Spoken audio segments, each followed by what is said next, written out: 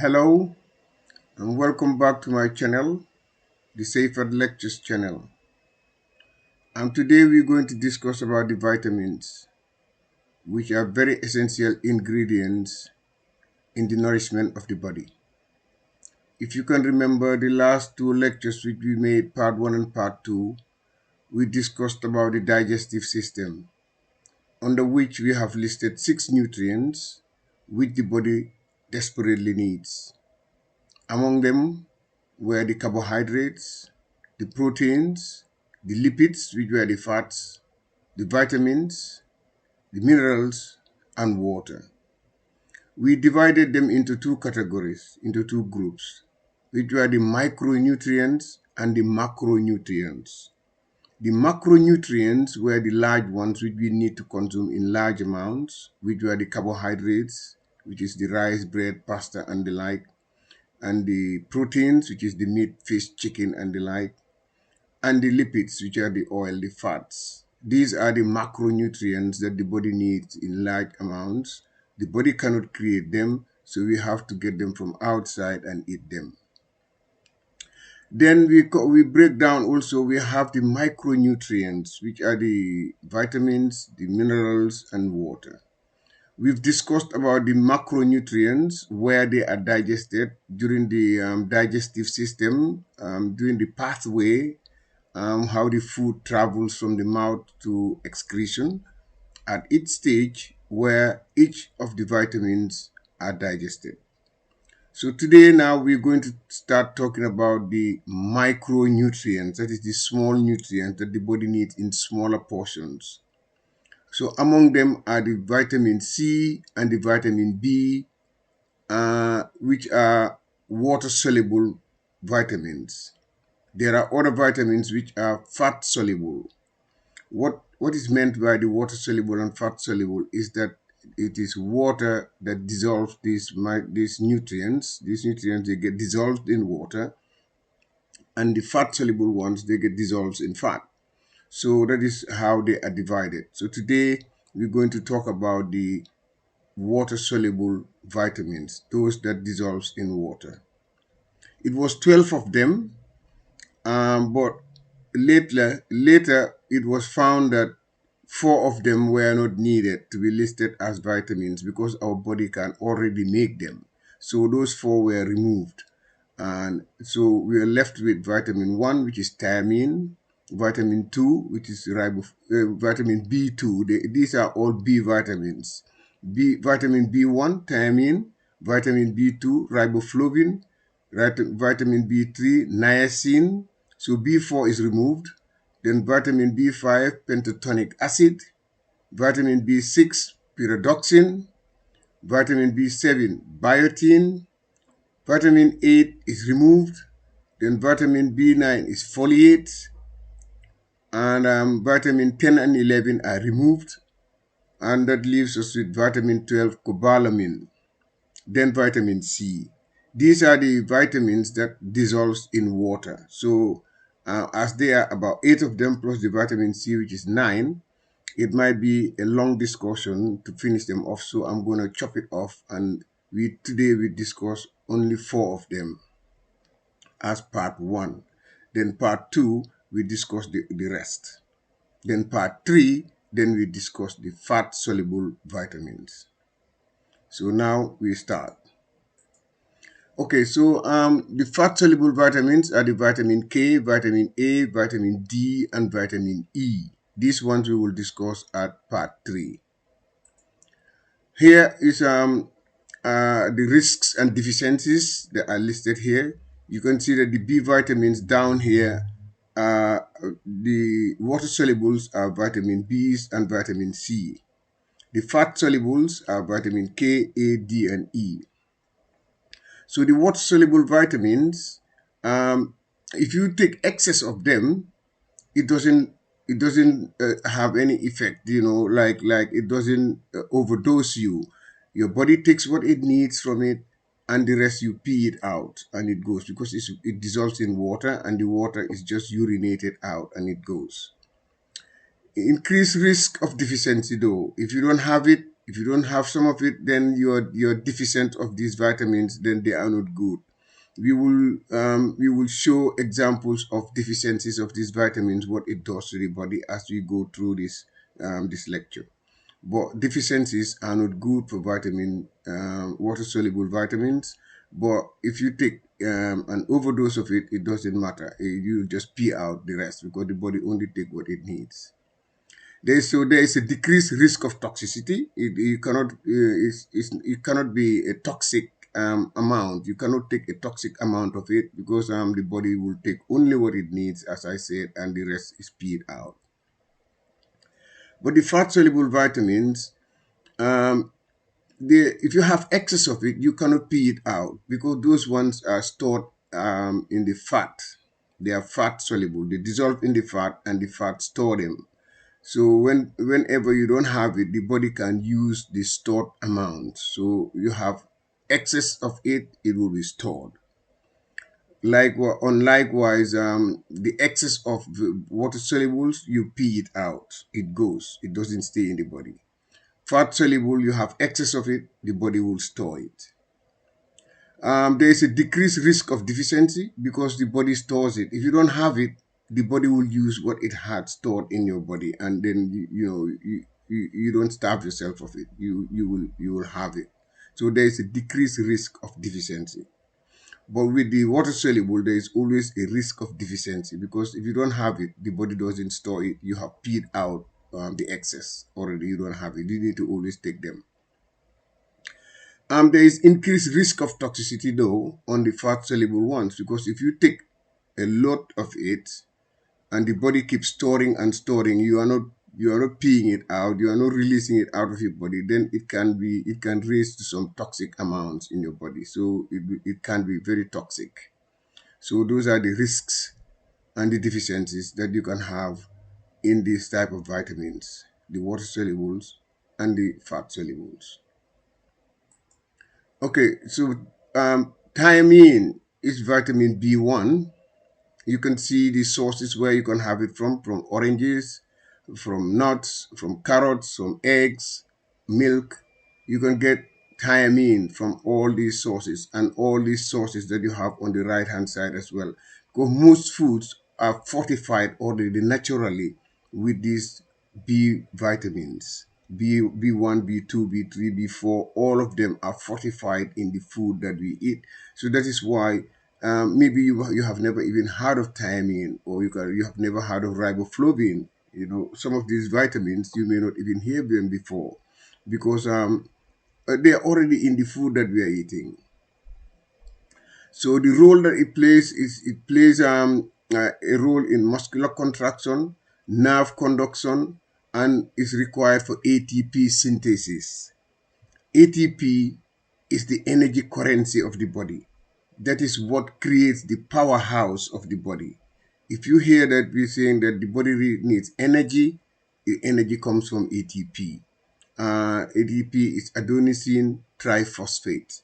I will discuss that in the next slide for you to understand how it is created.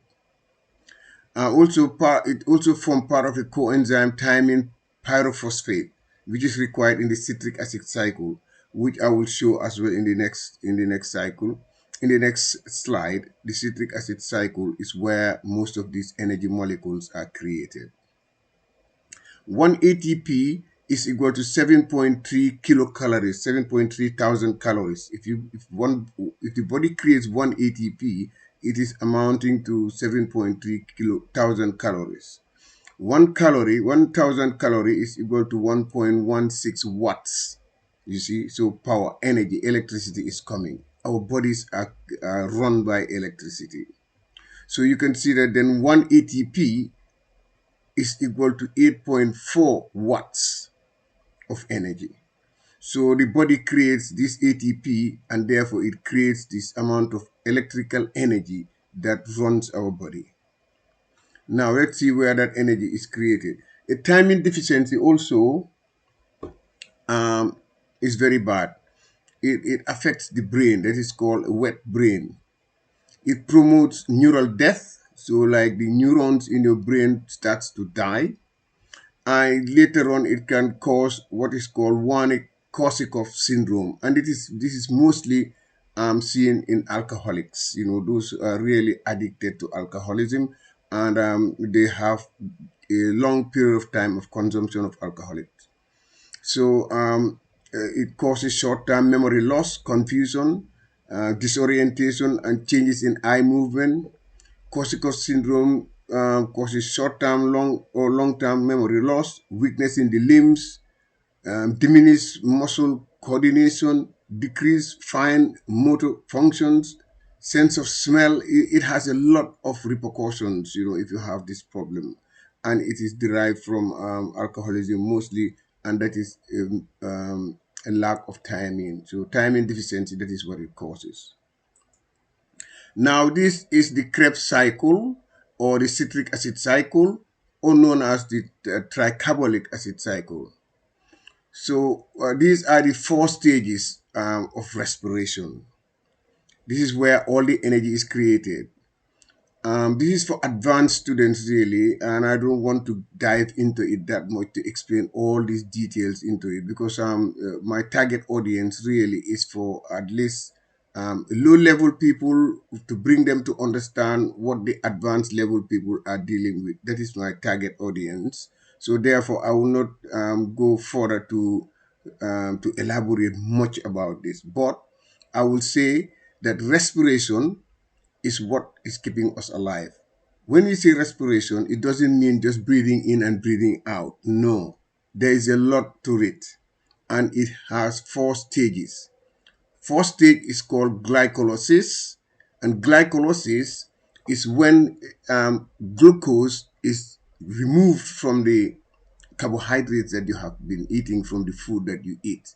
The food that you eat has some carbohydrates, and glucose is ripped out of the carbohydrates, and it is used in the process of glycolysis. Glycolysis is a transformation of glucose into pyruvate, which is the first stage in the respiration, and then pyruvate is converted to acetyl-CoA, which is the second stage of the respiration. Each of these has a lesson of its own, but I just have to summarize it here, just so that we can move on. The acetyl-CoA is then fed into the citric cycle. This is the tricarbolic acid cycle, or the Krebs cycle, where all these energy molecules are created, the NADH and the FADH2. NADH is nicotinamide adenine dinucleotide with hydrogen, and the FAD2 is the flavonoids, which is the flavin adenine dinucleotide hydrogen. So these energy molecules are fed into the electron transport chain, which is the fourth stage of the respiration, and that is where oxygen is used to terminate all the electrons that are taken from here, where FDH2 and NADH gathered all these electrons from the Krebs cycle and brings them into the electron transport chain. These are the four stages of respiration, and this is where the ATP is created.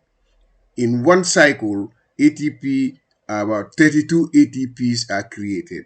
And in the last slide, you can see that one ATP is equals to, let's see, one ATP was equal to, where is it again? One ATP, you can see, was equal to 7.3 kilocalories, which is 7,000 calories. And so therefore, one ATP can create 8.4 watts. So if one cycle creates 32 ATPs, that amounts to over 200 and something watts in 1 kilowatts, 200 and something thousand watts in one round. And this Krebs cycle continues. It keeps on going. It will never stop. As long as there is life, this is where the energy that supports life is created. Once this energy stops, that's it. Life is gone. The body cannot support life anymore. And if the body cannot support life anymore, the ultimatum is death. So the Krebs cycle happens in every single cell in our body.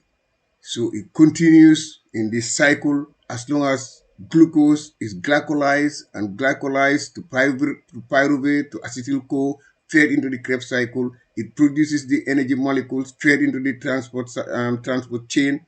ATP is created, and the body will have the currency it needs to run your body. It never stops. Now, these are the importance of riboflavin. This is the vitamin B2. Riboflavin is crucial for the converting of carbohydrate, fats, and proteins into energy through its role in the cellular respiration. That also works in the Krebs cycle. That is where the flavonoids are created, the FAD2 are created, that came from the vitamin B2, riboflavin. And this is the food sources that you can get it from. You can always pause this video and have a look at this and read this properly. Right, okay. These are the deficiencies of riboflavin, which is vitamin B2. If you don't have it, it can cause ariboflavonosis. This is bad. You can see it causes cracked lips, swollen face, swollen, it causes even cleft lips. And all these are causes of riboflavin deficiency. So most countries that are malnourished, I don't want to name any country here, but there are countries that really are suffering from nourishment. They don't have good food. That is where mostly kids are born with cleft lip because they don't have enough riboflavin.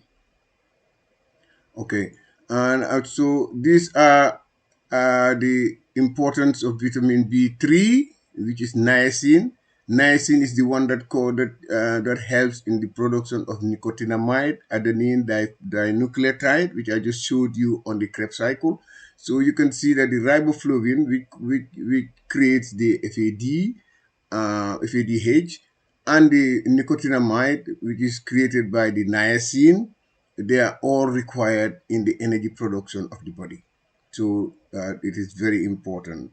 And it helps support the nervous system, it does DNA repair, and it helps the energy metabolism. And these are the sources of niacin, where you can get them from. It's mostly fortified naturally in most food. Okay, so deficiencies of niacin, these are the causes. They call it the 4 Ds. Here they listed the 3 Ds: dermatitis, diarrhea, and dementia. If you lack niacin, this is what can happen. You can see dermatitis. These are the results of a lack of deficiency. It's a deficiency of niacin. And diarrhea, we all know what diarrhea is. Chronic diarrhea, which may lead to dehydration and weight loss, because you excrete all this the water in your body because you have diarrhea. That will lead to weakness, and it will lead to dehydration because there will be no more water in your body. It's caused by niacin deficiency. Dementia is the ability to forget things, get confused, and all the rest of it. It affects the brain, anxiety, depression, and severe cases of it will lead to hallucination and delusion as well. So niacin deficiency is bad as well. So, and these are the effects that it can have. Now, the fourth one we can go to, because B4 is removed from the list, so we go to B5, which is pentatonic acid. Pentatonic acid, now definitely we don't have much to say about it, other than the deficiency of it is very rare because it's also fortified in most of the food that we have. So these are the four B vitamins that I wanted to discuss with you guys today. And after this, I will pick on the rest of the four vitamins, and we can finish that off with going to the fat soluble vitamins. These are the references where all these images are taken from. If you have time, you can get to these websites, and you can read more. You can have more understanding of what we have been discussing. So thank you very much. I want to keep this as short as possible. So I thank you for listening and for joining this lecture today. If you have any questions, you can drop it at the comment section. Please, if you are happy with it, give it a like and subscribe, and please share it as much as you can. Thank you very much. I hope to see you in the next video where we complete the B vitamins. Thank you.